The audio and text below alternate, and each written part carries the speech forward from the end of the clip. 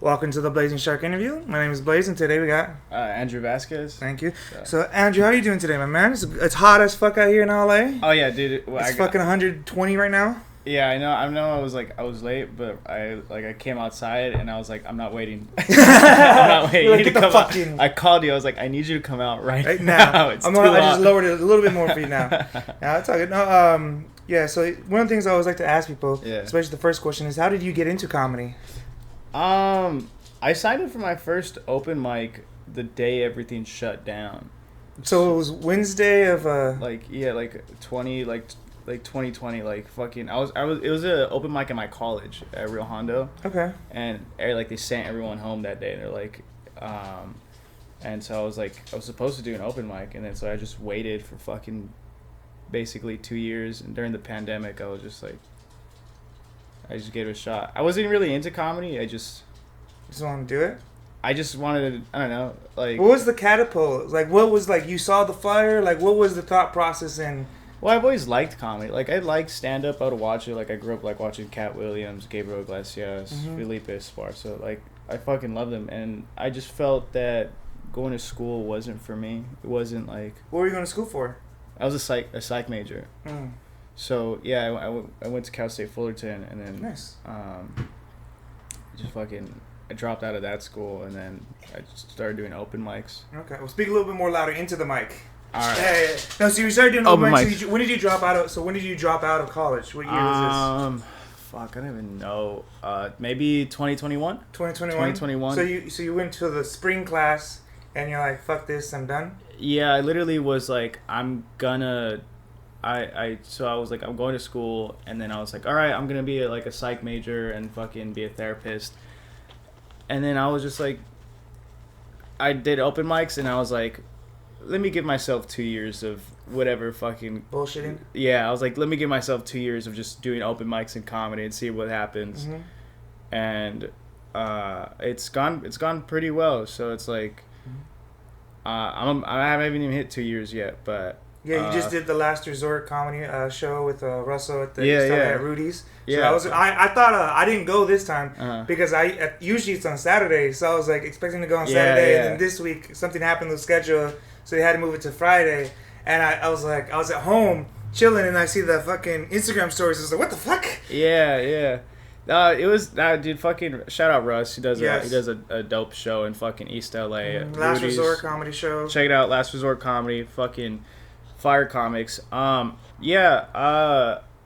asked him if I could do a drop-in set because I was going up at the Improv on Sunday. Okay. So I was like, I need to work. I was like, can I do 5? I was like, please, can I please do some top? I need to get some reps in. And he was really cool about it. He was like, yeah, I got you, my bro. And I was like, okay. Mm-hmm. And then it went. It was good. How did you decide when you were going to college? Why did you choose psych? I wanted to be a therapist. I just wanted to help people, you know, and being a therapy, I like talking about people's problems, and I always felt like I was a good listener too. So I just that was my motivation in school, and also it was because it was fucking easy. I didn't want to be a fucking engineer, and I was like, that's too much math, dog. Well, I mean, there's so many other things. So you said it was a psych because you thought it was easy, but you gotta read a lot of papers and write a lot of papers. It's understand. I generally have an interest in psychology, but yes, I think college gets in the way of a lot of interesting things because it could very quickly be oh, you're studying the mind and why people react a certain way that they do, and then it just turns into just fucking research paper after research paper, and it takes the fun out of it, and you're just it's it becomes a chore, and it's Well, yeah, it is one thing I hate about because I did kinesiology in college, and at the end of it, pretty much all you're doing is just, oh, well, here's why is it bad? Why should you not do this stuff? They give you a prompt, and then you got to do the research article of okay, well, this is what I found in this journal, or I found on that journal. And what thing is, what I learned best out of that is if the abstract makes no fucking sense, it's a bad research article. Really? Yeah, I guess no. Yeah. Yeah, because the research of your abstract should be no more than 4 sentences, good. My teacher made me do a whole fucking actual research paper, and it was fucking. I hated it. Yeah. I hated it. Because you got a site, you got to have like 15, 20 sites or something like that. And it like just like the whole like they have like it's like APA format fucking writing like you have to use it's like you have to use like like this fucking corporate talk or corporate emails. You have to get good at like academic fucking language, and I'm just like I don't want to do that. If I can't put dog, no, I'm not gonna say if I can't pet a dog during work. It's funny because where I work at one of the spas that I work at, above us there's a therapy. They have therapy offices. Yeah. And above one of the rooms, one of the therapists she deals with children. Okay. And so to deal with the children, she has the dog to like help her. Okay. So like there are people who like they do like dog therapy. There's horse therapy. That's pretty sick. I'm pretty sure there's gotta be a farm out there that just like there's horse therapy. That's a very big thing. That's one of the things that I want to do eventually. Open up my own like ranch and have like horses. I want to have pigs on there, goats and shit. Okay. And eventually whatever like it's gonna be like a huge like resort kind of thing. Yeah. On about like 300 acres. It's gonna be like that's fucking sick, dude. The hard part is just finding the right land because I want to buy a body of water, whether it's a lake. River, something like that, just a body of water, just so that way I want to incorporate that into it. But I just haven't found the right location yet. But it's like, that's like my 5-year plan from now. Yeah, technically you could just go insane and they'll fucking send you to Neverland Ranch. Neverland Ranch? Yeah. I mean, they tore down Neverland Ranch. I mean, a whole bunch of... Yeah, Neverland Ranch, they tore it down after Michael died, and then a lot of his old rides that were on there, they're like scattered throughout all of California. Really? Wait, is it Neverland Ranch? No, but isn't there a ranch that fucking kids go to fucking like on Dr. Phil? That miss like they fucking, that was yeah. What's that? It's not Neverland Ranch, but it's Neverland Ranch is Michael Jackson. It's Michael Jackson. Yo, you dig into my nuts, dog. She's like, I smell something down there. All right. You've had enough. So how have you like incorporated your studies into like comedy? Like, do you use like psych and like the subject? Honestly, not really. It's maybe like in the beginning, like when I did my first ever open mic, I was like trying to like think of like all these different like ways I could make a joke, but I just like even now I don't like writing. That's like the one thing about stand up I don't like is writing. I don't have fun. Performing's fun. I fucking love it, but yeah, I don't really find ways to incorporate. So then how do you write your material? How do you come up with your material? Do you just have like a bullet points? Do you write it out all at once? Or? I do like I sit down and like I force myself to write and but like a lot of like my writing, it just like I'm always just thinking about jokes. I'm always thinking about them whenever they like I'm in the car ride like after a mic or whatever. Like I'm always just like like that tag I should fucking add that there or like. Do you write them down in your phone or your notes? If I don't have my notes, then yeah, because there's a certain time like every day like I'll go to my like a coffee shop around the corner, and I'll just like be like at least for an hour just like writing, and sometimes like nothing comes out. Yeah. Sometimes it's just booty. Sometimes it's just like... Sometimes... Here's the fucking thing that sucks about it. Sometimes I'm like, yo, these shits are fire. And then I look at them the next day and I was like, ugh. Like, what the fuck? What was I thinking? I feel that. It's hard. Writing is a very big skill, especially in comedy. Because it's one of the only forms of entertainment where you're there by yourself. Yeah. With no other... I had Effie on. He said comedy is so much harder than, music. Because he's a musician. And he said, because when you're a musician, you have the guitar, you have the drums, you have something else. It's not just you. You know what I mean? You can always fall back onto something else. Yeah, it is weird. But also, like, I think it depends on your style of comedy. Because it's like, I'm a storytelling guy. Like, I tell stories about, like, shit that's happened to me in my life. And it's hard because sometimes I can't really, like, I know there's funny shit that's happened to me, but for whatever reason, I can't tap into it. Like, I'll try and I'm like, what if I say this, and it's like, it just doesn't work. And then but there's some things that, like, maybe are not that funny, but, like, I turn them into a story and I add some little, like, pizzazz and fucking... emphasis. Yeah, and it works great. So, writing's really weird. Stand-up is weird. Well, what's normal about stand-up? Nothing. There's nothing normal about it. What are the weird things about stand-up then? Everything's weird about. Like, it's weird because I grew up like I grew up, I would say, like, part of, like, my life, like, early part of my life, like, kind of, like, I grew up in Southgate, and then I moved to the fucking suburbs of fucking, like, Hacienda Heights. Hacienda Heights is nice. It's like middle lower. You know what I mean? Yeah. It's middle lower. It's like there's like those old gangbangers who are like used to gangbang, but they stopped gangbanging after they got like a family. But they said, but if you get them drunk at the party, they're gonna fucking pull up and say, "Hey, fool, you know where I'm from?" That's just everybody's steal, dog. Yeah, the drunk uncle. We used to live in Hacienda Heights, right by Wilson High School, right by the La Puente Mall, and behind us was another Mexican family, and I would get pissed the fuck off. I was that fucking kid. I would wake up because these motherfuckers wouldn't let me sleep. I'd go to my mom's room. I'd be like, "Mom, call the police on these motherfuckers. Get them the fuck out." I was like 4 or 5 years old. I literally, one day, well, it was one night, I woke up, I went out of the bed, and I was there by myself, and it was like literally just over the fence. You know what I mean? The brick wall right there. I was yelling, hey, turn that shit off. I was, turn that off. I didn't say shit. You know what I mean? I was a kid. And then they start peeping. I'm fucking 4 or 5 years old. And then they start peeping over the wall, and they're like, "Hey, fool, what the fuck? Hey, get the fuck out!" Fucking... I was a kid. I was like, I want to sleep. There would be some times. Looking back, like in my childhood, there were some adults that didn't give a fuck if I was a kid. No, they don't. They just didn't care.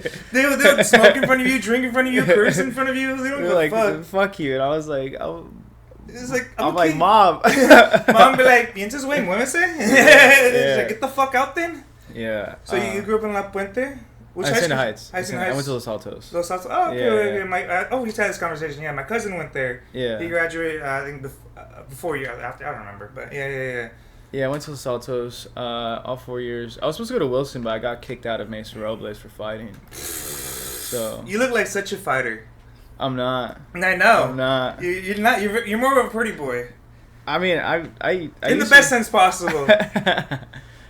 I mean, I used to get into a lot of fights, maybe like the school one was like my fault. I started it, but I got into a lot of fights because of like soccer. So like sometimes like my teammates would like fucking start to fight, and it's like, oh fuck, now I gotta jump in. Sometimes his teammates. It was his teammates, not him. Okay. That was never me. It was never him. But yeah, it's like you. I mean, I'll fight sometimes if I have to. I always try to avoid it as much as I can. There's no need to, honestly. One time I went to a club with like some girl, and she was like a gym girl, and she was like kind of big, but she started pushing all these other girls around her. She just fucking just like started. She was drunk, and I was just like, she was like holding my hand through the club, and she was like fucking just shoving people. And I was just like, I was like, you're starting something. I want no part of this. You're like, bitch, you won't get knocked out, and I'm gonna just have to drag you back to the car. No, I was like, I'm scared that like someone was gonna like come get your girl. I was just like, dog, we barely met. Yeah, like this is just a Tinder thing, bitch. Yeah. No, I get that, but it is hard because when you out here in Los Angeles, you got the machismo. You know what I mean? Yeah. Especially in the Mexican culture, they breed that into you. They breed you. They tried. They didn't get me. They didn't get me. I'm a bitch. Dude. I'm a bitch. See, there's only one person that'll make me fight, or that'll get me riled up enough to fight, and that's my little brother. But other than that, like every situation, I was like, "You want to fight? You want to fight?" I'll walk away. Yeah. I mean, don't get me wrong. Like if I'm getting pressed, like I'll hold my own. Well, I don't want to, but I won't try and escalate the situation. Is what I'm trying to say. Yeah, I try to stay away as much as possible. Because there's some dudes out here that just always trying to have a fight. And I had a friend in college. Every time we went out, I had to stop hanging out with him because every time he got drunk, he was always like, I had to like carry him away, like pull him away from people because he was just like, someone would look at him wrong, and be like, "What the fuck you looking at, fool?" And he was like, "What?" Or it was like, "What does he do now?" I stopped talking to him for a while. It was college, man. I lost touch. I think I just see him on Facebook or something. There's just like a random bar. He's like, "What's up, fool? What's up, fool?" I don't. I'm not that type. My father, like he instilled like he's an angry man. You know what I mean, so I know how to use my words in a hurtful way. Yeah. And not in a good bad way. Because as a kid, your parents are always insulting you. I felt like. Yeah. They're always saying monkey or they're calling you up, and that whole Still be over anything. Yeah, my whole family's shit talkers, dude. My whole family's shit talk. We all roast each other, which is crazy. How I'm not a good roaster. I know, right? That's the thing. That's why I'm like, I feel the same way. But the difference in me is I feel like with roasting, I have to be angry.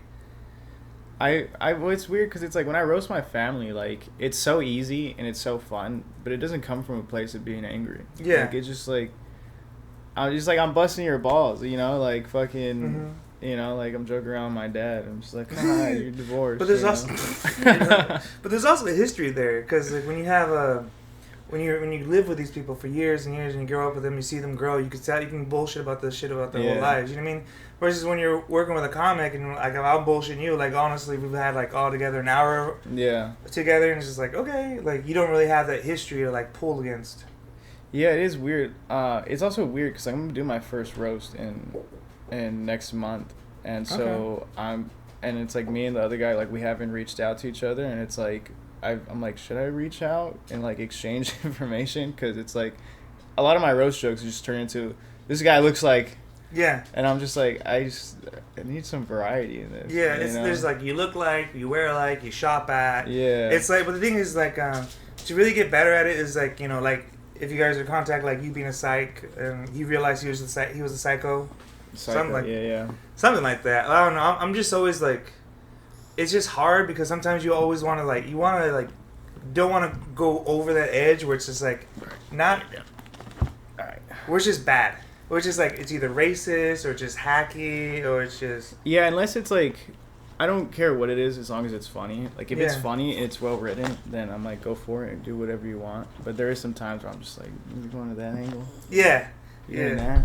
That's the best you got? I mean, there's a lot of... How many more gay jokes you got, dude? Like, it's always gay jokes and it's always like... Yeah. About like, it's pretty much just gay jokes. The only things that people got... or race jokes, which are kind of hacky. I mean, unless it's good. There's very few times where someone said like a race joke or a homophobic joke, and you're like, "Oh, that's a really good one." I mean, what are you doing it at the Ice House with Los Digits? No, I'm doing a tag team. Me and another comic named Nicholas Johnson. He's my partner, and we're roasting. I don't know the names of the other guy, but it's a tag team. So it's So it's like 2v2. Oh, that's interesting. Interesting.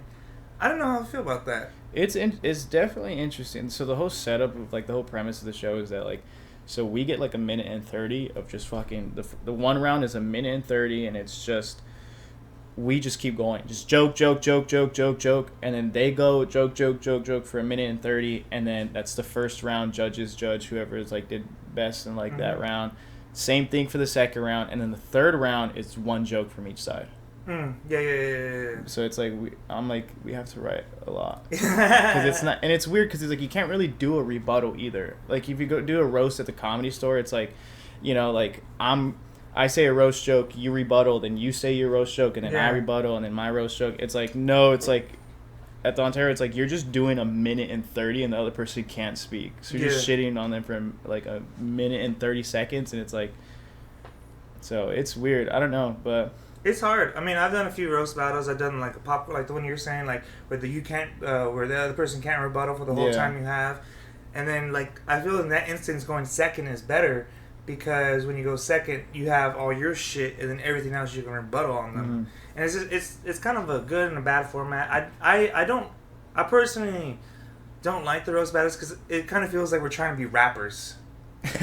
You know what I mean? Like everyone's out here trying to get their fucking 8 miles, and I'm like, I'm not a rapper, bro. Well, I know fucking what isn't that how Los Digits start? I think that's how Los Digits, because he used to be a rapper, and then I forgot how, but like you tell me Digits was a rapper. That is like the least shocking fucking news of all. Did he used to work with Young Baka too? I don't know. That's the only thing I need to know. This motherfucker used to work with Baka. I would complete the trinity. Who hasn't worked with Young Baka in this town? I love Baka. I love it, but I love to shit on him too. Don't get me wrong. Baka is an interesting character. Yeah, I would say whenever you do a Baka show, it's always comedy roulette. Just not my turn. Yeah, it is. Not my turn. Sometimes you could get the shitty end of the stick sometimes, and it's like you'll be there at 8, and then you like go up at 2 a.m., and you're like, what the fuck's going on? Why am I here? Why did I do this? He's like, oh, you're coming up next, man. You're coming up next, big dog. Hey, big dog, I love you. You're great. You know you're my favorite, Rowan. he gasses me up. I'm like, oh yeah, we're cool. And then like 4 hours later, I'm like, dogs, fuck this, dude. I love, like I said, Baca. He has a great venue. He has a great energy. He knows how to gas people up. But sometimes it just feels like it's just a little disorganized with his shows. Yeah. Like I've stopped doing his Sunset Rooftop because of that. Like I don't want to go up there at 8 and then not go up to 2. Yeah, I haven't. Another place I don't go to anymore is the Chateau because of Felix. I've never been to the Chateau. But you don't go because of him? Yeah, that was like it was like my second open mic. I just heard a group of comics talking shit about Felix. It was like my first comedy drama that I knew. Or like it was like the Chateau was like a bad place. And the guy sucks. Yeah, well, the venue itself is beautiful venue. I love to perform there. Like, it's a great place, great parking, great everything. Just Felix ruins it. Felix is fucking it up, man. He's just not that good. I like going to Ha-Ha's across the street. Ha-Ha's is cool, yeah. The reason I love it is because it's like a 90s feeling. Like, the low ceiling. I can see that. I mean, that's where I started my first open mic on the outside. Oh, on the outside? Yeah. Oh, okay, yeah, when they were doing that at the Jiffy Lube, right? No. So like you know how like Ha-Ha is like the indoor room, and then you also have like the outdoor room. There's an outdoor, so you go down the hall and it's like an outdoor area. You know what I'm saying? So you walk into the Ha-Ha, right? You know, there's like the bar right here. The bar is on the right side. You go straight. There's like the showroom inside. Yeah, showroom. If you make a left down that hallway, go all the way down. There's another stage, and it's outside. I haven't been on that stage. I haven't seen that stage. Yeah, they because in the beginning they didn't put when like things opened up again. They're kind of doing like half open, so they did the open mics outside in the outside room versus in the inside room where they usually were at. Yeah. So I started in the outside room, and yeah. Okay, I actually never went there to the outside room. I didn't even know they had the outside room. It's cool. But you drove all the way from Covina to there. That's the only place I knew. It's I didn't know shit. I just my girlfriend at the time took me to go see a show at the Ha-Ha Comedy Club. It was like my first show like for comedy. She knew I was very interested, and then I just followed their page and I saw they were doing open mics, and I was like, oh, I want to try it. Okay, and you've been to Chateau, right? I never been to Chateau. That's Chateau. Chatterbox. Yeah, I fucking love Chatterbox. Chatterbox, I love how like small it is, and it's so cramped in there, and like everyone's just right there. I think it's the best open mic in LA. Ooh. I do think it's the best open mic in LA. Okay. It's my favorite. It's your favorite. Best is a bold statement. It's the closest thing I could like from every open mic that I've been to. It's the closest thing that reciprocates, like, the inside of the Ha-Ha Comedy Club, like with a room, like of audience. Yeah. Because I have seen that it gets the most amount of just like regular audience members that go, and it's like good to test out like your material in front of real people and not just comics. Yes. So, and also I live super close by there. So yeah, too. I'm so close. It's the closest mic I live to. I'm lucky because where I live, there's a lot of mics. Because down the street, I got Fourth Wall. Okay. The Fourth Wall. Then on the weekends, have you been to Big Chillin'? No, I have not. Big Chillin'. Yeah, that one's that one. It's here in North Hollywood. It's literally like from here. It's like around. You make a left, a right, you're there. Okay. And so like it's in the backyard. It's these guys, Panda, Jonathan, and Panda, yeah. and Rogers. What's it? Roger. I'm blanking on his name. Roger. Mm-mm. Can't remember. I know what open mic you're talking about now. Mm-hmm. Yeah, I think I see Mike Sasson there every now and then. Sasson's there. Yeah. I tell him he's every comic's favorite comic. Yeah, I think in the LA scene, yeah. Yeah, he's the next. I feel like he's your comic's favorite comic, and he's gonna come up and he's gonna be really, really big. I think like for me, like, cause I saw him. I think the second week of me doing comedy, and you could just tell like when you're brand new into it, like you're just like paying attention to who's like really, really good, and it's like Mike Sasson is like his energy was so different. Mm-hmm. He's just like that football dad. Are you licking my fucking shorts? She's licking her feet. She's licking her toes. She licks her toes. No, but I wasn't saying. But yeah, Mike, him. Every time every time he comes up, I was like, oh, we got the headliner. Yeah. Doesn't matter what Mike it is. I'm always like, Mike's closing us out because he's gonna be the best one at it. Doesn't matter. Even if you heard his set the night before, half of it was the same shit. It's better than it was the night before. It's always so fun to watch. It's always better than the last time you saw him. Yeah, every time. Yeah, I always see him at Chaos. Chaos is great. I love Chaos. It is the frat house of comedy, though. It is the frat house of comedy. They do party a little too hard sometimes. Sometimes. What do you mean sometimes? Every time. There ain't no night where it's not a fucking party. Yeah. I'm not saying that it's bad. I'm just saying it's a fucking party. Yeah. I mean, yeah. I don't know how. I don't even like. I'm convinced Adam is not human. Like I don't like. I think he's been partying for like the past 2 years, 3 years. I don't think he ever stopped. Yeah, he never stopped. He joined a frat in college and just never stopped partying. Was he in fraternity? I don't even know. Yeah, he was. Okay. Yeah, and it's like, and you know, and Chaos is. That explains Chaos is cool. the energy of Accidental, because it's literally a frat house. It's fucking. Chaos has been like the most helpful mic for me. The best thing about Chaos, it gets the jitters out of you, because it's one of those rooms. If you don't stand your ground, they'll fucking boo you off. Yeah, and it's like also it's such a rowdy fucking. I understand why people a lot of people don't like going there, because sometimes they do just honestly want to work on your material, and that is like needed, but it's a good room just to just have it's in the fucking name, dude. It's chaos. You're trying to do stand up in front of like people are talking, they're walking back and forth. Someone's doing coke. There's one person. I don't know about that. There's one person that is like just paying attention to you, and you're just like fucking Blaize, you know. And it's like, but it's cool, and it's like something that I've noticed. It's like you'll see like Mike Sasson and Hendren Seavey, they could go up in a room that's fucking chaotic and fucking insane, and they somehow manage to grab the attention of the entire room. So and it's like seeing that, it's like, oh, okay, there's like ways to figure out how to get the attention of the room. So, and I think Chaos is really good at building your skin and just being on stage and handling it, and even when a joke doesn't land, just powering through your set. Yeah. Which is something I think you need to develop as a comic. Yeah, especially when you go it doesn't matter what show you go to, even if you go to improv or anything. If you don't grab the attention of the audience, you have to.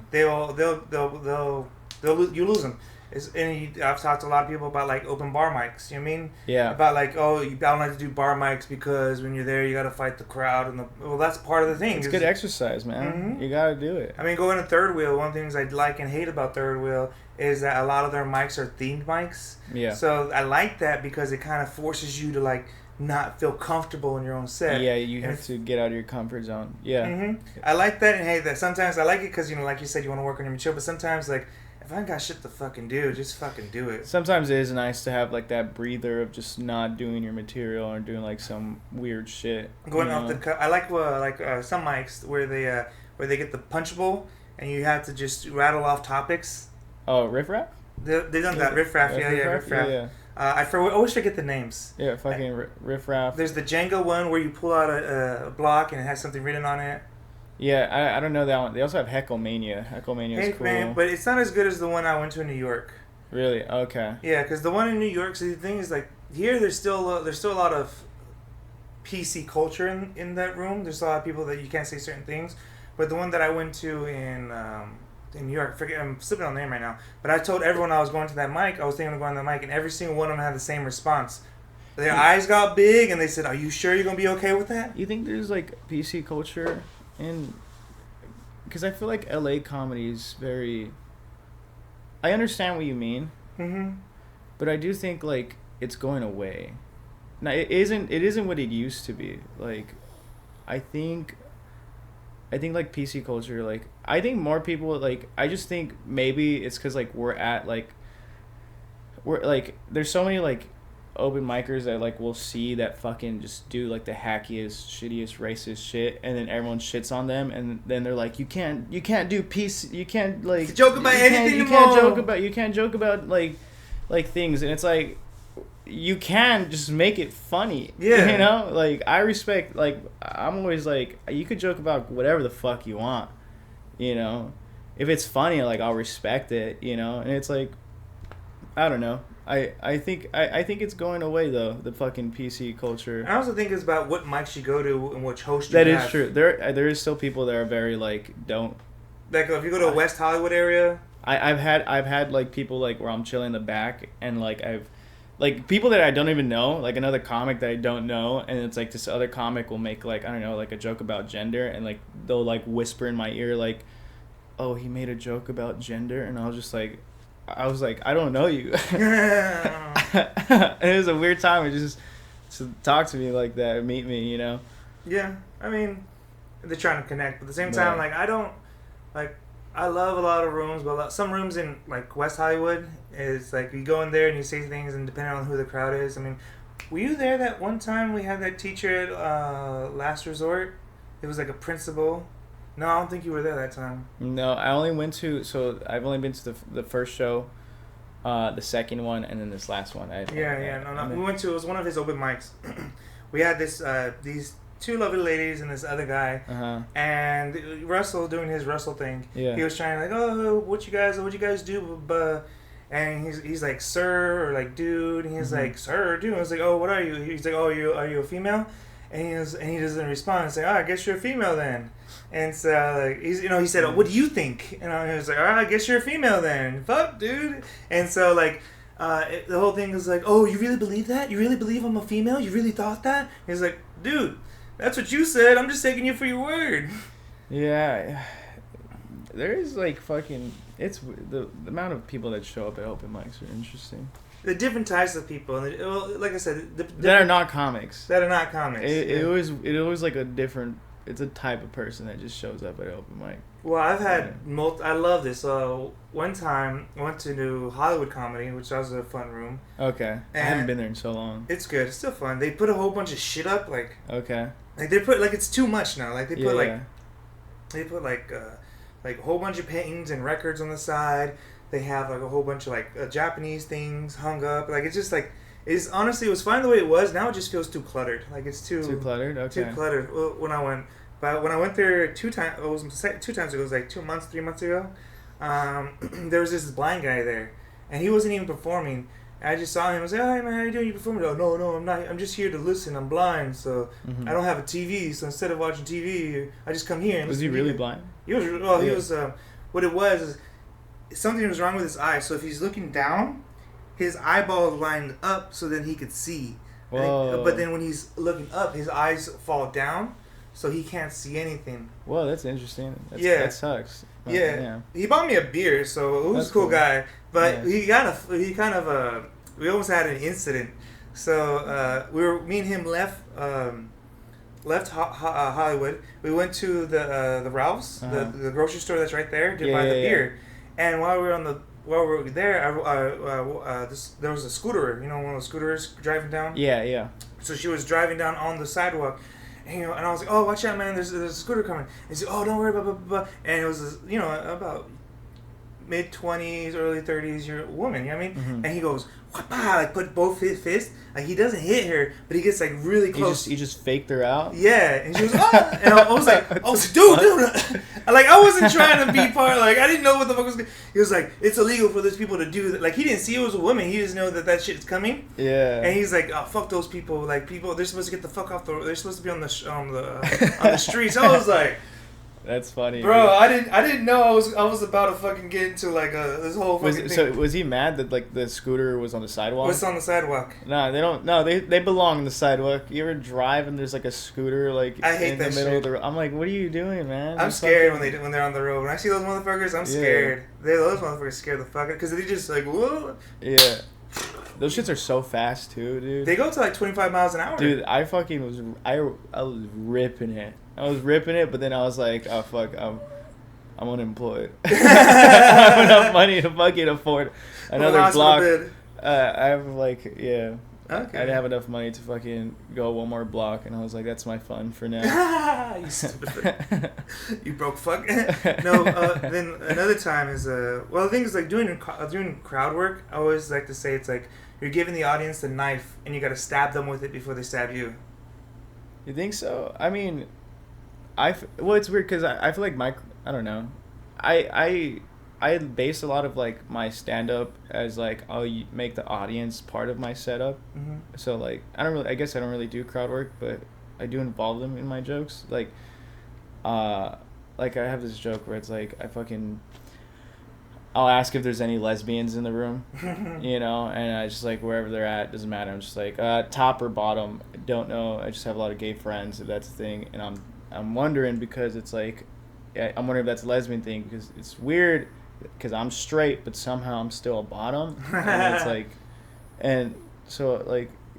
But that's like the most I ever dive into fucking crowd work. Yeah, but that's actually a good joke though, because it's about gender, it's about sexuality, but it's about like how even though you're straight, it's still. I think it's just about me kind of being a bitch. Pretty much, yeah. That's what it's about. And that's what I love about it. Just I mean, it's just I don't know. I think it's easy to poke fun at myself, so it's just what I do. Yeah, I mean, it always is. I mean, like they said, you gotta punch up, not down. I don't know. This is what they say. Punch up, punch. Nobody fucking knows what they're talking about, Blaize. Nobody knows. Nobody knows. Or maybe they do. I don't see it. I mean, the alphabet people know. Do they? Honestly, I don't. Yeah, I'm just. You just here for the ride? I'm just a bottom, dude. You're just a bottom. That'll be the title of your special. Bottom. When you're coming up with things and you're starting to like really like flesh things out, what are some places? What's your favorite place to go just to like flush out, like, all right, I need to go here to really like work on this? Chatterbox is like the one consistent mic that like I really go to like make sure my shit, like if it lands well at Chatterbox, then I'm like, okay, I can add it to my repertoire of jokes. Okay, yeah. It's like but like it's like that's how I set it up. So it's like every open mic is just like kind of like baby practice, and it's like fun and just like trying to just get out different kinks, and then it's like Chatterbox is like the test, like the fucking trials, and it's like if it passes Chatterbox, and then it's like, okay, I can add that to my fucking set list now. Well, now I know there's not very many mics or like comedy places in, you know, once you pass the 605 freeway. Yeah. What are some places besides Chatterbox? You know, what other places out there that you go to that you feel like other people don't really know about? Larry's Pizza, fucking Larry's Pizza in Fullerton. That's fucking. It's run by a very funny guy named Seth. Fucking, I don't know where else. There's fucking Rudy's in LA, and that's kind of it that I think I really go to. Do you ever go down to like Brea to the is it Brea Improv? There's the Ontario Improv. I've only gone to like Brea Improv to like see Tony Hinchcliffe, but that's it. Oh, okay. I actually never even been to the Brea Improv. It's really nice. It's a really nice room, yeah. What about the Ontario? I've actually never. I've go to Ontario Mall so many times, and I've passed the Ontario Improv so many times in my life, but I've never been in there. Ontario's really cool. Ontario, they actually do an open mic, and it's easier to get up at that open mic than it is at the Hollywood one. I would assume so. Yeah, and on top of that, so the way they run it, is they sell the open mic and the roast battle show together. So you're getting a whole audience of just like regular people, and then they sit for like an hour of just open mic, and then they do the roast show. Because they're there to see the roast show. That's actually quite impressive that they do. So you get a full like audience for 3 minutes, and it's really dope. It's really cool. But sometimes I think that shouldn't be your first open mic.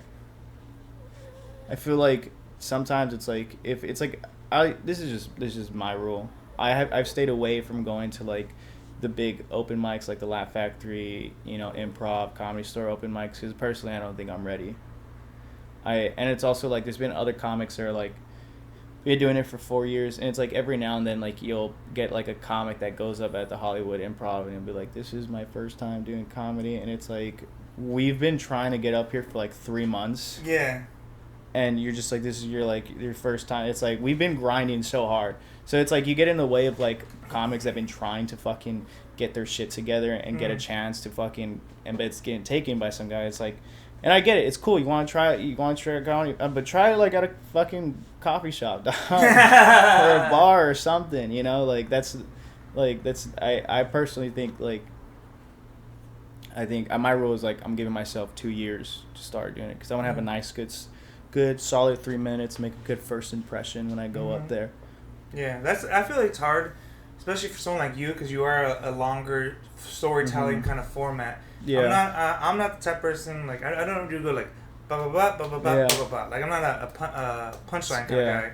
I try and do like involve. Mine is a lot more emotions. Yeah, it is weird. It is weird because it's like, Chatterboxes help me because it's 3 minutes, but even then it's like, so much of my style is like long setup, but like a good payoff, and it's like, I'm just like looking at, I'm like, fuck, I need it. It has come to, it's like you need to learn how to like trim it and cut it down, and cut the fat. Yeah, so I don't know, man. I get that. So when it comes to like bombing, I always feel there's two types of bombs. They either like you just stick to your material, high water, you just sweat it out, or you look at the crowd and you're like, fuck, I'm sucking right now, and you like admit that you're bombing. You go into it and you're just like, it can, like, if you're honest about it, I think the crowd will like loosen up a little bit.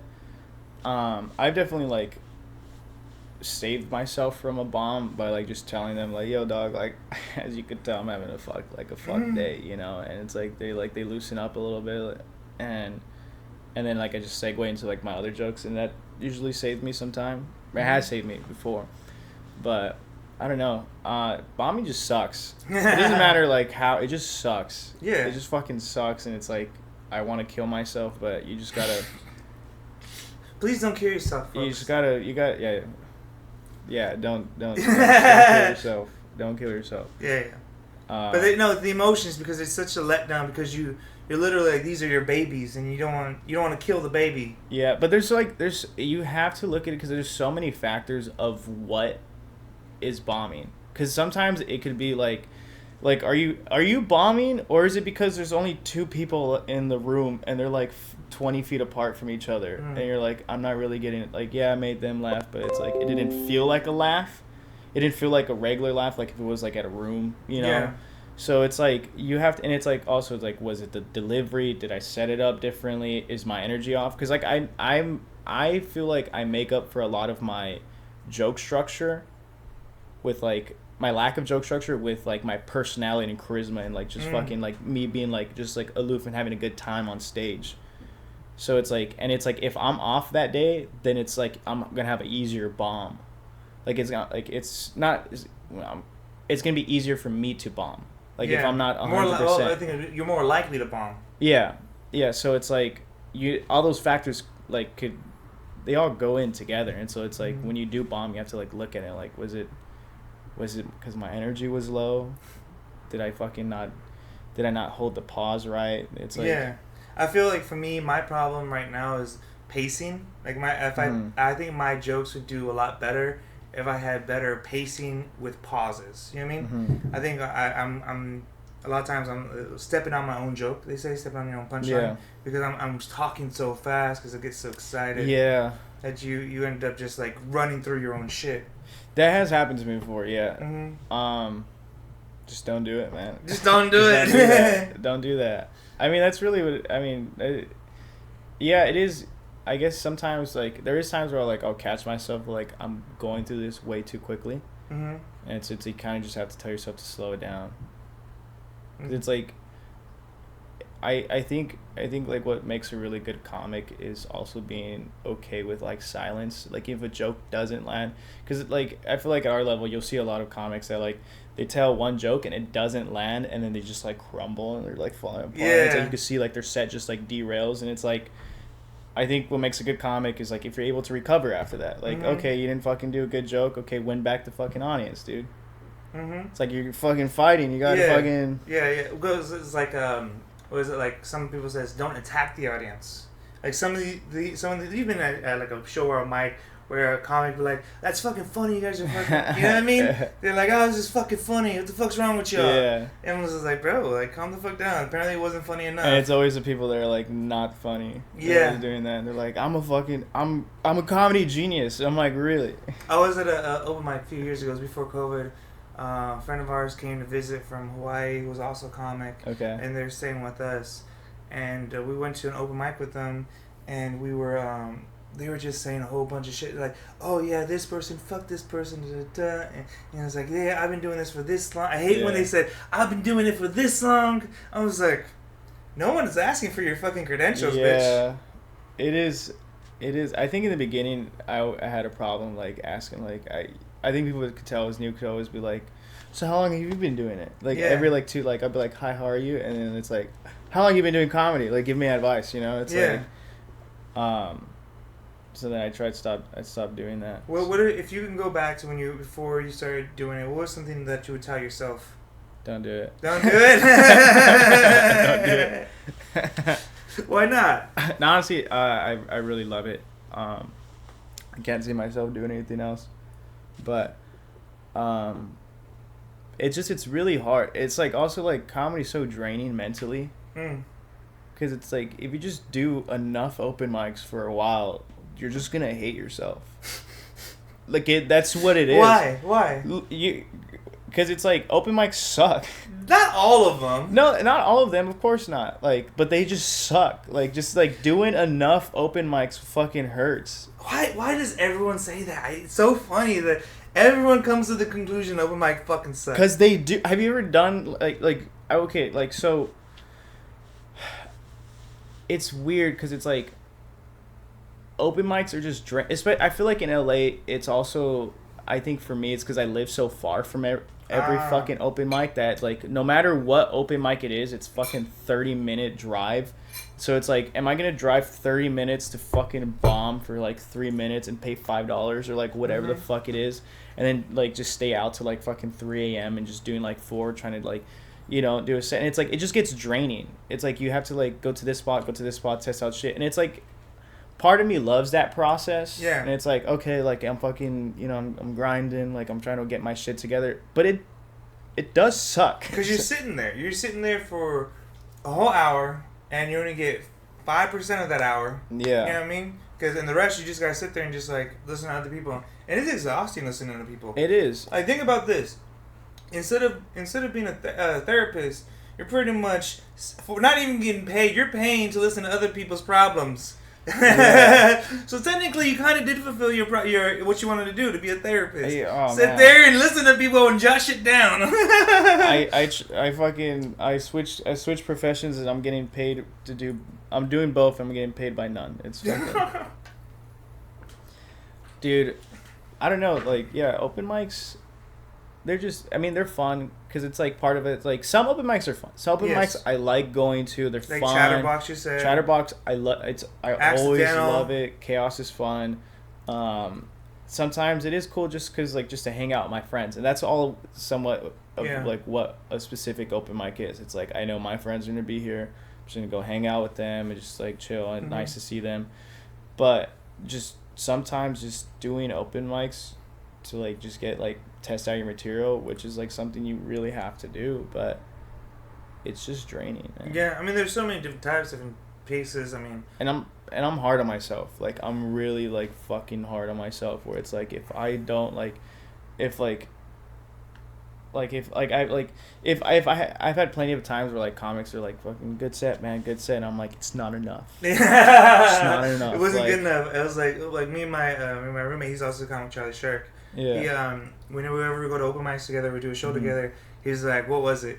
And every time it's a little bit like 6.8. Like the highest will go is like a 7.2. Yeah. Like out of 10. You know what I mean? That's cool. That's cool that he's honest with you. Yeah, and the reason and why we say those things and why we put it lower is because we know each other's jokes. We know each other's like what the intention of the joke was. We've told each other the joke when we first thought of the joke, and so we know what their intention with the joke is. And then you're going up there and seeing it, it's like, oh, I see where you're going with the joke, but this is where you fucked up. Like, you know, we'll even go to each other. We'll talk to each other about our positioning, our body positioning with the joke. Like, how are you? Should you be standing still? Should you be moving when you're telling the joke? Should you be like, you know, when you pause, do you pause standing straight or do you pause into the crowd? You know what I mean? Yeah, it's good to have a friend like that in comedy because I think this is what I heard the difference between LA and New York is that LA people won't tell you if you had a bad set, but in New York they'll let you know you had a bad set. Yeah. And it's like, because it's like, I feel like, and I've seen it happen where like I've seen somebody like just bomb hard, and then like I've seen like 3 comics be like, good set. And I'm just like, you're not helping. You're not helping. I was like, good job, man, good job. You just gotta be like, hey man, you did your time, dog. I was like, why you went up there? I try not to say anything. I just if anything, like the most, if they didn't bomb, if they bombed, and I don't want to like, because like I want to keep it real. I also don't want to be mean, but I'll just like, which crushes, because I've gotten that too. Like, fucking one time I was at Third Wheel and I just ate a bag of dicks. I just fucking bombed. Like, it was like such a bad bomb that I fucking, one of the comics in the back, it was a homie of mine, and he was just fucking, you'll get him next time, dog. Like, and he tried to be cool. Like, he gave me the fist bump, and I was like, oh, that hurt so bad. Yeah, or those like, good shit, man, but you know, you can do better. Yeah. I heard that one. It was like, they'll say, like, I've seen better. Yeah, I feel like I've seen worse. That's the one I was thinking of. Yeah. I've seen worse. The worst bomb I ever got was, I was doing this bar show, and I did 10 minutes, and I was just bombed. Nobody was paying attention. Mm-hmm. It was just like, it was a rowdy fucking bar show. I couldn't win them over. They weren't paying attention to me, and I just like, I let it get to me. So I just started like, just my set became worse. I started bombing, and it's just like, and the worst thing that has ever been said to me after a bomb wasn't even from a comic. It was from an audience member. He goes up to me. He was like half drunk, like fucking goes up to me, and he's like, "You really inspired me to do comedy." And like, fuck you, dude.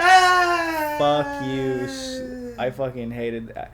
Oh, dude, I cried in my fucking car. I fucking was just like, why did I choose this? Oh shit! That's just the struggles that people don't know about. Like, or when people come up to you and say, "Oh man, that was a great joke. We should have said this." Yeah, I think that is pretty cool. Like helpful construction, but either way, also it's so weird because I don't like to give, unless they're like my homies. Like, if, like I'm really like close with them, and like I kind of understand the way they think. Then I'll like be like, hey, here's a tag for this, or here's like a fucking. But if I don't know you like that, then I just feel like it's weird to like give feedback because it's like I don't know how you write or like how you operate or fucking. Yeah. Maybe I could be wrong. I don't fucking know. Maybe I like. Some people love to give unsolicited advice. Yeah, they do. There are some people like that. I'm like, you every time you see them, it's, oh man, that was great, but what about this? Yeah, I'm like, yeah, it's just way ahead of you, dog. It's like, I tried it. Actually tried it your way before, and it didn't work. I was like, no. Sometimes it'll be like, all right, man, thanks for the advice. Just say that and just keep it pushing, man. Just keep it pushing. Yeah, sometimes if they really don't know, I'll just be like, nah, it doesn't work. Is there any place you hate going to? Like, besides Chateau, you won't go to again? Or is it... I've never been to Chateau. Yeah. No, I never... Not that you never been, but you won't go to it. No. I will go to any fucking place, anywhere, to do any fucking time. I mean, you're already driving half fucking LA. That's the only problem, is the drive. Because it's like, the drive fucking sucks. Mm-hmm. And it's like... So, in the beginning... Because, like, when I first started, all I knew was, like, North Hollywood the open mic scene in North Hollywood, and then it branched out to West Hollywood and, like, different parts of LA. I didn't know there was a OC. I didn't know that. There's a huge OC. I didn't know that existed. So now that I know, I'll, like, kind of branch out my days. Okay, today this is going to be a North Hollywood day. Or, like Thursday I'm going to be at fucking the Goodnight Bar, then the Haha, then Flappers, or fucking whatever fucking open mic that I could do, like, 3 in one night. And then... I don't know, like Mondays and Tuesdays I'll be in the OC going to Fullerton, fucking Huntington Beach, Long Beach, whatever.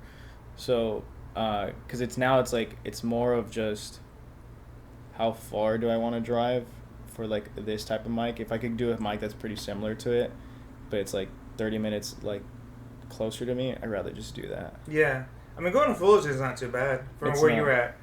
It's not. It's like literally like I don't even have to take the freeway. I really don't have to take the freeway. Like to this open mic in Fullerton, I just the Larry Pizza. Yeah, Larry's Pizza. When did it start? Maybe, do you know? I don't know. It's been going on for a while now. Maybe I would say around a year. Yeah, because I grew up in Danbar, so I know that area pretty well. I don't know where Larry's Pizza is, but I know where Fullerton is. So I know all that area. What are some other like places in Orange County that you feel are good that people don't know about, like who live on this side of the 605? There's another mic that's on Mondays. It's called I don't know what it's called, but it's run by Maxwell Farms. Sounds familiar. They do a lot of weed stuff. Yeah, like a lot of give out. So if you like weed, and they get pretty cool rooms. Like one time they had a dispensary, and then they changed it to like now it's like a Mexican restaurant. Before that, it was like a bar in downtown Brea. So it's like it's a pretty cool open mic, fucking like venue. So you just follow Maxwell Farms and.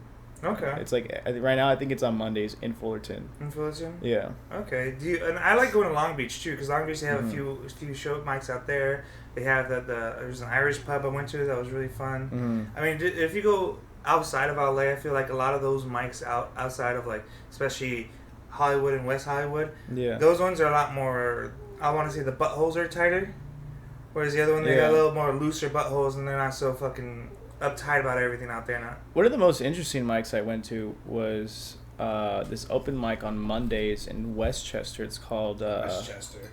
Yeah, it's called Office Hours. It's called Office Hours, and the whole premise of the mic is you pay for 5, you get 5, or you pay for 10 and you get 10. But you get at the end of your set, you get an extra minute, and the comics in the room will give you criticism on the joke. They'll be like, this was what's actually funny, focus on this, or like we were hoping that you're gonna follow through with this, but you just moved on. We're like, why'd you do that? Write more about this shit. This is funny. I've been in one mic like that. Those are really helpful, but sometimes it also depends on the comics in the room. Yeah. Because I've been in there where I went there, it was my first time in this, so I went in there and I took it very serious. I was like writing notes for everyone. Yeah. And I was like, blah, blah, blah. I was like, oh, this and that. Like one person. They made a joke about the 27 Club, and he said something. I don't remember. He said it was like Kurt Cobain.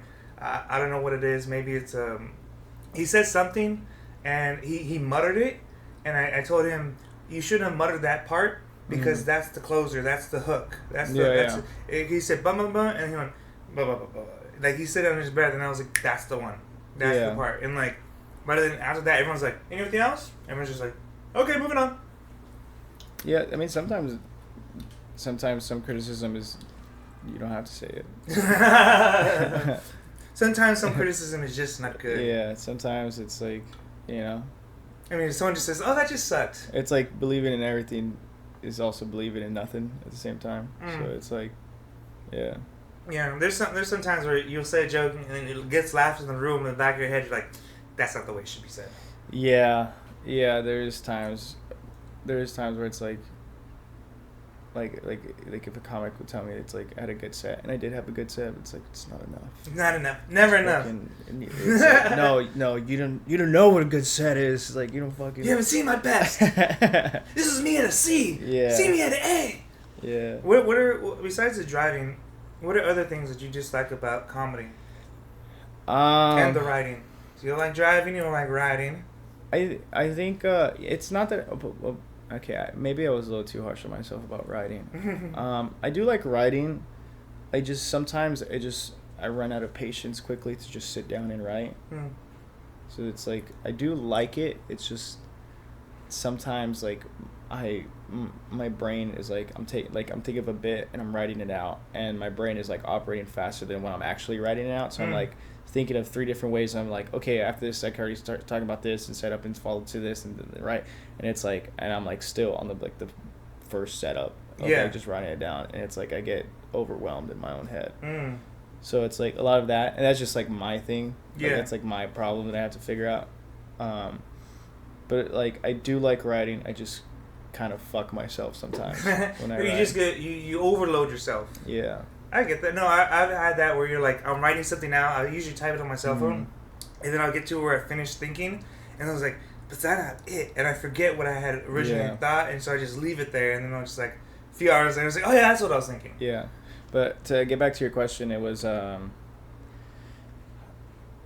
think,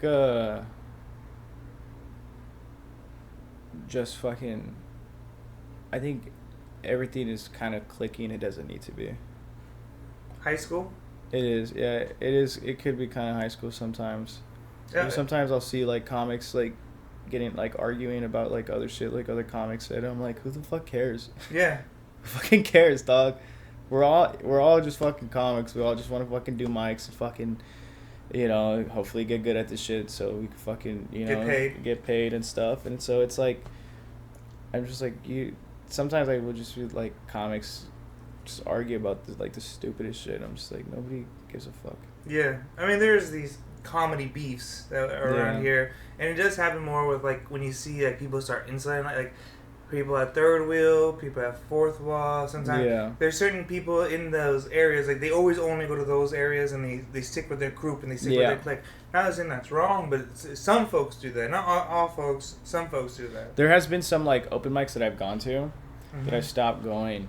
Because I've noticed when I first started, I would go there and I would get kind of decent laughs and like it would like I'd be I was just starting out and I was trying to do the best I can, and then I noticed like I didn't go for a year and then I came back to that mic, and it's like the same people but they're just like they became like closer friends, and like there's like the most solid fucking friend group and they won't laugh at anybody that's outside of their group, and I'm like, is that helping you guys? Yeah. Because, like, you're just laughing at your homies, like, and it's like, so, I mean, I guess maybe my stuff wasn't good enough for the room, but I do see that, and I've also heard, like, other comics are like, yeah, don't go there on Mondays because it's just, like, this one group of people that go, and they're only going to laugh at their own shit. But also, my mind, the way my mind works, it's like, well, I just got to write better then. That's fair. That's a good point. That is a good point. I mean, like, I always hate. For one thing, I hate is when you go to mics and nobody laughs, and everyone's just like, whatever. But there's a lot of factors into that. There's a lot of factors. Depends on the day. Depending on which mic. Like, did you ever go to the Pasadena Comedy Club? I never been. You never got to. Yeah, it's already closed down. Yeah. But it was the I guess the sister or whatever. It was another branch of the Hollywood Comedy Club. Pretty much same setup and everything, run by Jiaying,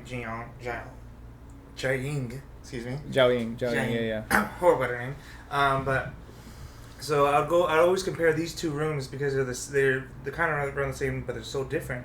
Yeah. So I would say Hollywood Comedy, that's like the writer's room. That's like the adult room. Everyone goes there here to work. You know what I mean? Whereas when we went to Pasadena, that one to me felt like community college. Like, everyone's here, like, oh, great job, gold star, that was awesome, dude. More open, where everyone's a little bit more happier, not as... Yeah. I don't know how I feel about that support. I want it like my family. I want you to tell me I fucking suck and mean it. Yeah, like, fucking degrade me. I don't fucking... Degrade me? So now we know his sexual kinks. Ladies, if you want to. Dude, I fucking... Nah, dude, I think it is nice to have, like, that support from fucking comics, and it's cool, but I don't know how much that helps. Because I know one of the most times that, like, that's helped me, like, really get better is, like, going through, like, just the shittiest bomb at an open mic, and I'm just, like, and everyone just, like, not laughing at me, and I'm just, like, I don't know what the fuck I need to do, but I need to change. I need to figure something out. I need to write it better. I don't know how to write. Fuck, I need to learn how to write better. I need to fucking figure something out. And it's like, and sometimes I feel like it's like being too nice to a kid. You know, like, it's being too nice to your child. Like, you can't give your child candy all the fucking time. You can't coddle them all the time. Yeah, sometimes you gotta fucking... You know, you gotta let him fall. Let him fall, let him fucking scrape his knee, let him fucking pick himself up. Yeah, fucking, every now and then put a Band-Aid on it, but sometimes we, like, fucking put some dirt on it, fucking keep moving. Stop bitching. Dude. Exactly. And it's like, sometimes I don't know if that, maybe it helps, I don't know, but I know for me, personally speaking, if I never liked that, like, whenever I do go to a mic that it's, like, very, like, supportive, and I'm like, okay, that's cool. It's not for me, though. I get that. It's not. I always tell, like, my comic friends, I always tell them, like, never fucking tell me I have a good set unless I have a good set. Always be honest with me. Be like, just be real. Like, I don't need you to be fucking nice to me. I need you to be fucking real, dog. Like, I need you to tell me if I actually had a good set. So that way I could actually see what the fuck my weaknesses are. Yeah. Yeah, you know. I always say, like, Mike Sassen agreed with me. He's like, this like comedy is like sports. It's like football. It's close thing to football that outside of football. It's a contact sport because in football, what is it? You go to practice every day. You run the same route. You do the same blocking. So you run the same play over and over and over and over again until we get on the game day. You run that play. You run that play action, and you go boom. You get the cornerback and you get that 70-yard touchdown. Then same thing with comedy. It's the same thing. You go to these different rooms. You shit this day. You throw a pick that day.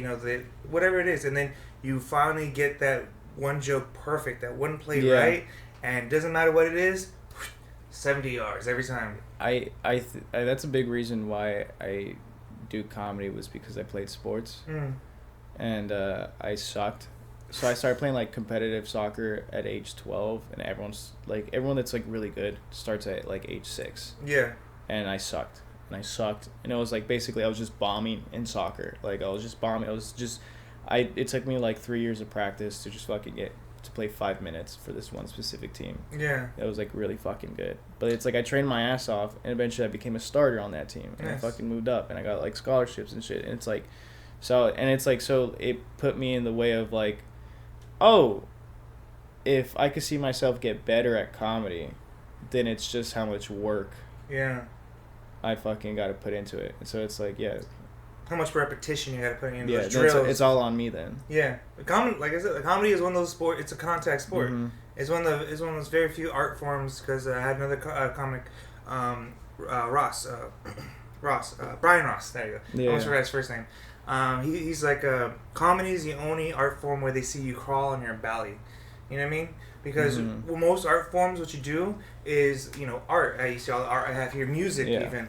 Music is you go up and you go climb the mountaintop in secret by yourself, and then once you get to the mountaintop, you bring down that treasure and you bring it to the world and share it to the world. Yeah. Whereas comedy, everyone has a front row seat to you just climbing belly up the mountain trying to figure out what that treasure is. Yeah, it is.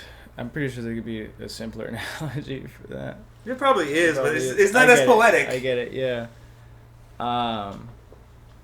It is, yeah, comedy.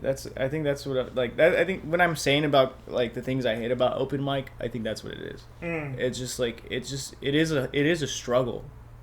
The whole process of it is just struggling. It's a fucking struggle. Yeah. Because if you make an album, it can take you 6 months. It can take you a week. It can take you whatever. But it's whatever. It's on you, and you do it in private. Whereas this one, you have to do it in front of people. Although you said your homie said, he said he did comedy and rap, right? And he said, or like music. And he said comedy was harder. Yes. That's fucking interesting because I have homies that make music. Mm-hmm. And it's like, to me, I'm like, there's like, they don't really have open mics. They do. They have open mics. Well, they have like open mics, but it's like, I would assume it's different because it's like, we go to open mics and like, it's like, we could tell immediately, oh, that joke didn't hit. That like, this tag right here wasn't working. I'm like, I'm not a fucking musician. I don't know. Like, I don't know. But it's like, every time I think about like my friend I have a friend who makes music, and it like, I just look at him like, I don't even know how he would improve. What do you even mean by that? Like, this friend is not that good at making music. He's not good at making music. Oh shit! You gonna shut him out, or you just I love you, boy, but I'm not gonna put you on blast like that. But it's about that tough love, my friend. Give him that tough love he needs. No. But I'm just like, I wonder. I wonder how the fuck you get better. Like, I always think about like fucking, all these big artists, like, that like, how the fuck do you even start to like, because it's like, I feel like after a certain number of open mics, you could kind of see something in yourself, like you're somewhat, even if it's like not, even like you're not really getting jokes, you could just get better at just being on stage. And I don't know, like, if musicians have that. I don't know. Maybe. I think they do. I think the same thing like we're saying. But theirs is different. Now, they can practice. Yeah. They can go in the closet. They can get in the garage. Mm-hmm. Like, look at rock bands. Where do rock bands perform? In their garage. You know what I mean? When they're starting out. They start practicing in the garage. And, they know this. You can hear it. If you're playing an instrument, you know you're playing an instrument good or bad. And then you record yourself. And then you play that back to yourself. And then you record it. And then you play that back to other people. Maybe because it's so like, it's such a like, a thing that like I have no desire to make music or any like even touch that fucking sort of art area. That I'm just like every time I think about it, I'm just like I can't fathom. Like I'm just like I don't know how they do it. Well, I love music, so I studied a little bit of music, not that much. More like YouTube education. I got my YouTube degree. Nice. But I listen to a lot of like people who like break down music, and what they do is like samples, like Kanye West. I love to see how people like Kanye starts with this one sample, then he chops out everything except for this one part, and then he speeds it up or he slows it down or he changes the pitch or he makes it longer or he makes it shorter, and it's like that's how you, and then doing that over and over and over again, like you make something new, and then you're like, oh, I made something like that like 10 months ago, let me see if that will go good with this, and then you kind of just with music it's more about like the more music you make, the more better your future music will be. Like J. Cole said, I hear my old shit and I know I could top it. That's interesting. That's pretty fucking dope to say that. Cause like even as a rapper, like your bars get better. Cause like when you're rapping, you're like yo check it, and then you like J. Cole. If you listen to him, maybe because like I feel like I grew up in the generation where everyone was a fucking SoundCloud rapper. That I'm just like. I would see so many people just do SoundCloud music, and I'm like, dog, you guys suck. Yeah, well, I mean, at least they're trying something. I respect every artist that is trying, but sometimes there is a coming time where it's like, you need to let it go, dog. Well, I like to always use Kanye West because I listen to a lot of his like music over the years, and I listen to a lot of like how people like decompose his music and like remake his music from scratch to show you how he made it. Like, one of the things I noticed is, like, when he first came out, College Dropout, I call that a headphone record. You know what I mean? Okay. It's the type of record you listen to when you're going to work, when you're at work, when you're studying, when you're at the bus. Like, you have your headphones on when you're listening to that song, that album. Then you listen to Graduation. That's a stadium album. That album's made to be listened to in stadiums. Okay. Live, to be performed. And that's the difference between when he first came up. His first I'd say it was beautiful. I love I love fucking College Dropout. It was one of my favorite albums of all time. But then you go to Graduation, and you can feel the drums and like the brassness of it. It's more like his early song is brass, but it's not as brash. Now his new stuff is just more over the top. How will this sound? Not in your headphones, but how's this gonna sound when you're in the stadium? How's it gonna sound when you're in the Coliseum? You know what I mean? When you're in SoFi stadiums, that's how he's going and looking at his music, which is something that I never thought about until like I listened to like that breakdown. He's got an interview saying that. Yeah, that's pretty interesting. I don't know. Maybe I guess like they're all finding their own, just like how we find our voice. Yeah, I mean like when you're a comic, you start off with your shit. Yeah. You start talking about like school, and you start talking about psychology. Yeah. And now your style has changed how much in this last year? A year and a half. I don't fucking know, dude. Probably a lot. It's weird. It's like, because I just feel like, I feel like I've always tried telling stories. I think I just got way better at telling stories. Like I finally like understood how to like make like a good punchline out of like a fucking story that I have. Whereas the beginning I would just like talk about something that was funny, but I wouldn't have like a punchline in it. Yeah. So that's a good evolution. So it's cool, and I feel like I definitely feel more confident. I used to fucking hate it when comics called me a storytelling comic. I used to hate it because I respect so much of like set up punchline comics because it's like my brain doesn't operate that way. Yeah. Of just like there's so many comics that I love like that I see, they're just so good with just the setup and the punchline. They got fucking boom, boom, boom, boom, and I respect that because it's not my style. Yeah. It's like I'm like, whoa, like they're doing it a completely different way, and that's fucking amazing because it's like my brain doesn't really go there. Yeah. So it's like I'm the same way. Like I can't do like the setup punchline. That's harder to me because it's like you gotta be able to connect to people like that. Whereas with the storytelling, you wave yourself into these people's lives. Yeah, it's like, and it's also like I just feel like storytelling it's the realest version of me you're gonna get up there. It's like I feel like you like when you do. I do put somewhat of a persona when I go on stage. What that is, I have no idea. But I have seen people tell me that like they have like the like outside people that like just like they're not comics and they just known me from like outside life. They have seen me like you're a little different, like you put up like a different. I will say you have more of like a Playboy vibe up there. I wouldn't say that. More of that suave mente kind of slick back hair and all that. Nah, dude, fucking. I don't know, man. I mean, if that's. I mean, I hope that's not. It's weird. Because it's like at the end of the day, it's like when I'm on stage, it's just. It's me, but like just a different version of me. I don't know. Maybe because I do like the attention, and like I like doing cool shit sometimes. Where it's like, and I like the attention from doing cool shit. That like if I land like and if I do a good joke and like the whole fucking crowd laughs in my head, I'm like, strike fucking laugh, bitch. Bitch. I knew you were fucking get like yeah. It's like I love that. So maybe that I may come off that way of like. I'm like, yeah, I'm fucking dope. I'm dope. You do have a lot of swagger on stage. I will say that. You got plenty of swagger. But I feel like I come off pretty goofy sometimes, though. Sometimes I'm just like, yeah, we're all having a good time, you know. I just want to have a good time. You're having a good time. Fucking, yeah. I love. It is. Like I feel like I'm like I said, I'm more of a storytelling kind of guy. More my work's mine's more like getting the crowd involved. Like, do you like this? No. Well, let me tell you why I like this. Or if you like this, it's like good because I like it too, and this is why we like it. You know what I mean? Yeah. So it's kind of like mine's like, even if you respond, it's kind of like it doesn't matter what your response is. I'm just gonna bulldoze your response. Yeah. Yeah. And so it's like I'm more of like in my sense it's like I feel like I'm more of a crowd work kind of comic, more of like getting into people's faces. Like, okay. Kind of like I would say like my the people I love and like I want like I will say this. I feel like Hispanic and Mexicans we're more of a storytelling kind of comedy because even George Lopez his is a lot of storytelling. Yeah. Gabriel Iglesias his is a lot of storytelling. Yeah, I fucking love Gabriel. I mean like there's who's that one dude who used to be in the cartel?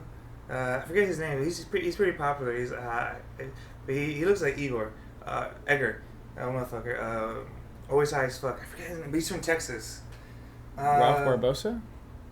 Barbosa? Is he young? Yeah, he looks. He's like a new comic, right? Like he's a new comic, but I don't know how old he is. But he's got like the short haircut. Yeah, that's Ralph Barbosa. Yeah. He's even him. He's like a storytelling kind of comic. He's not really. I feel like in our culture, that's our comedy kind of genre. Yeah, not saying that we're stuck to that. It could be, yeah. I mean, I don't know, maybe. I mean, you're probably right. I wouldn't debate you on that. No, because no. It's just because I was just thinking about it right now because it just kind of popped in my head because a lot of Hispanics were a lot of storytellers even when we go to the open mics. Although I have heard mainly from and maybe because like I'm around like Hispanics the most all the time. That like especially like non-comedic like just regular like audience members and like I always hear like when they find out I do comedy they always ask me like what type of like comedy do I do. I'm like I tell stories and they're like I fucking love stories like that's my favorite comedy. Yeah. And I'm just like okay. We just like that. Storytelling comedy is one of the purest form of comedies. Yeah. It's like everyone loves a good story. We all want stories. Children love stories. Adults love stories. I mean, one thing is that I do love, but I'm always, being Hispanic. Have you heard the term a Mexican's worst enemy is another jealous Mexican? Yeah. Do you feel that that's true? Sometimes.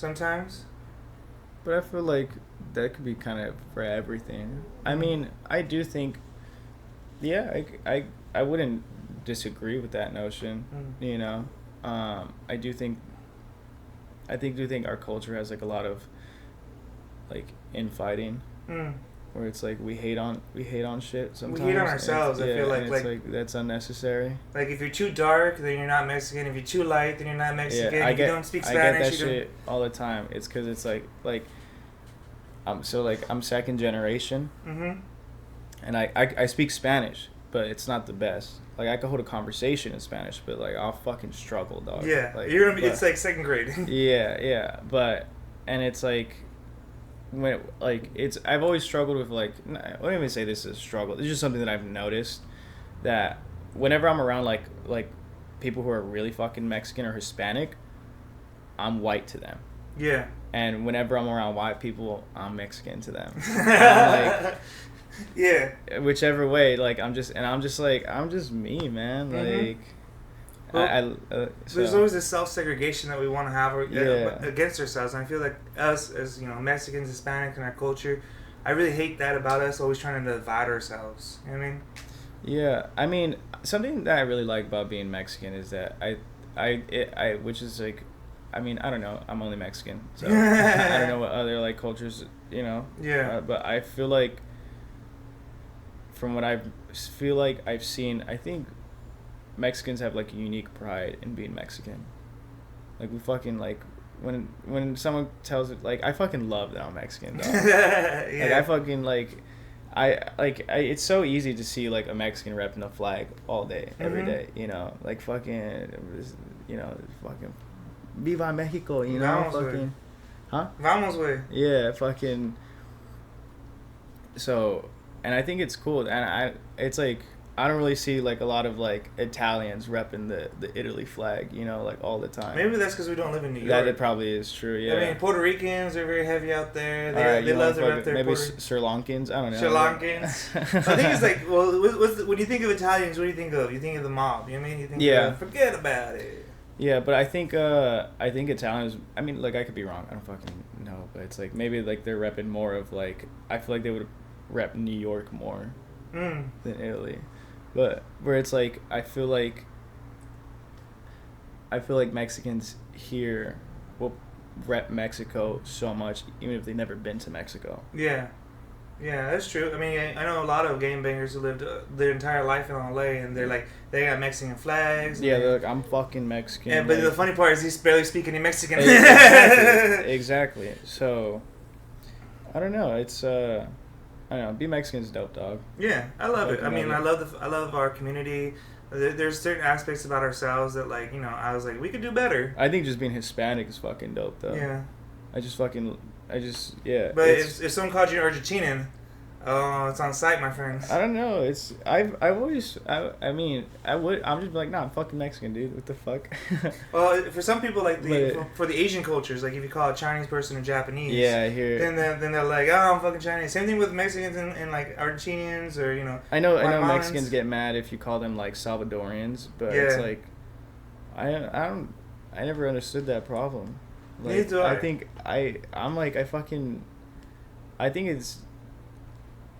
I don't know. I think if there is that because I guess it is like a problem that like Mexicans like shit on Salvadorians, and it's like there's like that infighting within like Hispanics. It's like I think we just need to figure some shit out and just be like, dog, we're all Hispanic in one way. You know? We all got fucked by the Spanish. I love pupusas, dog. But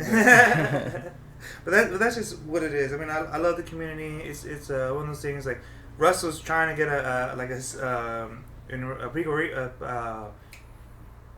Pico Rivera, we were trying to get a whole like Mexican, like Hispanic. It was gonna be like a whole festival, but we were gonna do it through this record store, but the owner was like, nah, I don't feel like doing it anymore, because the owner of it is really cool, because it's like it's a record store in Pico, and it was all the music, most of his music is from like Mexico City, from Guatemala. Like he goes to Guatemala, he goes like to Brazil, twice a year, he says.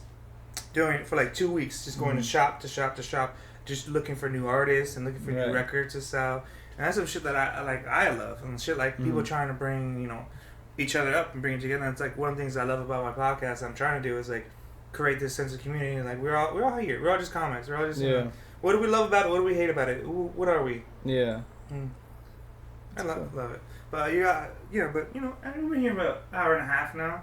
Do you got anything else you want to tell the people on stage? I guess on camera? If you're thinking about doing comedy, don't do it. Don't do it. Fucking life. If you do, just fucking have fun, man. It's cool. Shout out this little dog right here. Lucy. She's been so high this entire time. She's so fucking faded. She's zooted. Always, she wakes and bakes with me. Nice. Yeah, nice. Before I go to bed, she's out there with me on the patio. We're just, I'm blowing out, she's sucking in. Alright, but do you have any shows or anything coming up that you'd like to promote? Any YouTube, Instagram? Just follow my Instagram. It's Andrew Vazquez, all one word, VAZZQUEZ. And that's kind of it. That's where I post on my comedy shit. I haven't posted any reels, but it's because I just got some tape and I'm editing them right now. So I will be posting reels pretty soon. Stay tuned for that. And any shows or anything coming up? Roast Battle on Terra Improv, September 12th, dude. Don't know who I'm roasting, but but who's your partner? Shout out Nicholas Johnson. That guy's fucking hilarious. Follow him on Instagram. Don't know his Instagram. We'll figure it out. In post. Yeah. But thank you, Andrew. It's been great having you on. Man. Take care. Thank you. Take care, y'all.